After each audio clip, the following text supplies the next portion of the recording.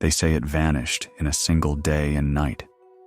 A civilization advanced beyond its time, swallowed by the sea. But what if Atlantis wasn't just a myth? What if fragments of it still whisper from the ocean's depths?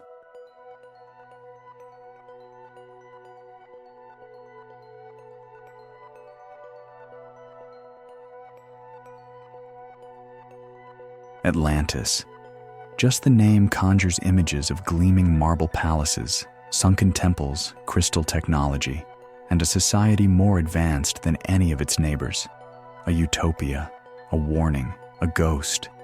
Its legend begins not with some ancient poem or lost scroll, but with the words of one man, Plato. In two of his dialogues, Timaeus and Critias, written around 360 BCE, the Greek philosopher described an island nation beyond the Pillars of Heracles, what we now call the Strait of Gibraltar. He claimed it was a mighty empire, prosperous and powerful, until, in one catastrophic day and night of misfortune, it was lost beneath the sea. And so, the myth was born. But was it merely allegory, or a veiled memory of something real? Plato claimed he heard the story from his ancestor, Solon, a respected lawmaker who traveled to Egypt and learned of Atlantis from priests at the Temple of Neith in Sais. They told him of a great war between the Atlanteans and the early Athenians, 10,000 years before Plato's own time. This timeline, by modern standards, stretches far beyond what we consider historical memory. Yet Plato, a philosopher, was not primarily concerned with historical facts. He was more interested in morality, ideal societies, and the consequences of hubris. There occurred violent earthquakes and floods, and in a single day and night of misfortune, the island of Atlantis disappeared into the depths of the sea. Plato, Timaeus.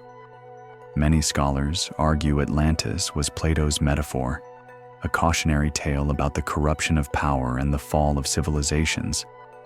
But what if he was retelling a distorted echo of something true?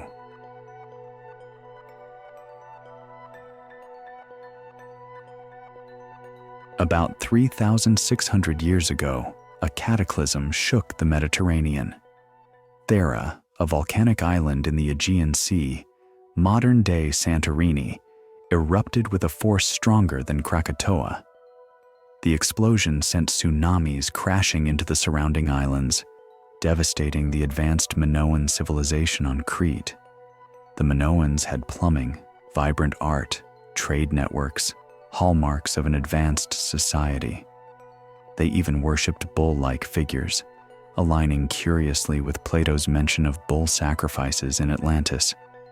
Could this have been the real Atlantis?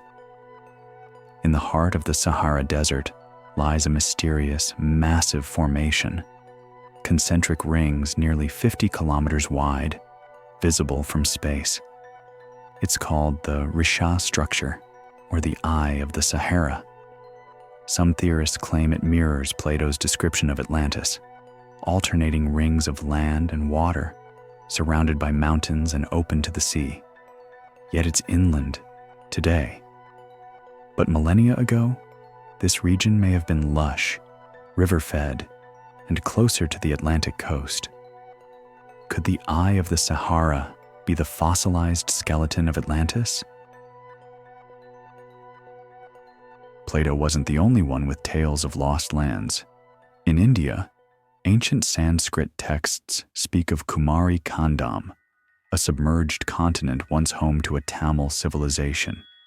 In Native American lore, the Hopi speak of previous worlds destroyed by floods. Even in West African traditions, legends persist of lost cities swallowed by the sea, advanced societies that became cautionary myths. Could these all be cultural memories of the same ancient event? A flood? A shift in climate? An extinction? Or do they point to something deeper, an interconnected past we've only begun to uncover. Atlantis has not only inspired scholars and dreamers, but also darker obsessions. During World War II, the Nazis launched expeditions under Heinrich Himmler's Ahnenerbe, searching for evidence of Aryan ancestry linked to Atlantis. Their pseudoscientific claims entwined myth with ideology, tainting legitimate inquiry with dangerous mysticism. This sinister fascination fed conspiracy theories that Atlantis was a cradle of forbidden knowledge, alien technologies, or supernatural powers. Though discredited, these tales still echo in corners of the internet and our collective imagination. Modern technology has brought us closer to the truth.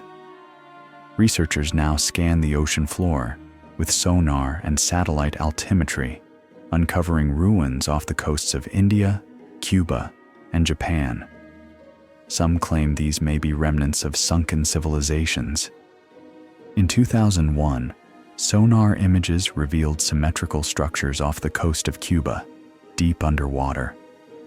Though unconfirmed, they sparked debates about prehistoric cities long lost. But here's the catch: none have been definitively linked to Atlantis. Science seeks evidence. Atlantis, so far, offers only shadows. Maybe Atlantis isn't a place. Maybe it's a pattern. The story of Atlantis resonates because it mirrors the eternal rhythm of history, the rise of civilizations and their fall, flood myths, tales of hubris, technological pride, and sudden collapse. These aren't unique to Plato. They're embedded in human memory. Atlantis is not a location, it's a warning.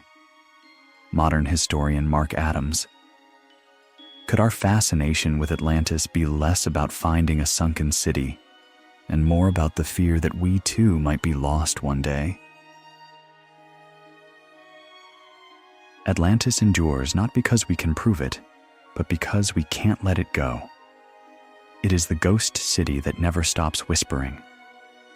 Whether it lies beneath the waves, buried in sand, or in the recesses of our cultural DNA, Atlantis invites us to dream, to wonder, to remember that even the mightiest can fall and be forgotten, unless we choose to remember.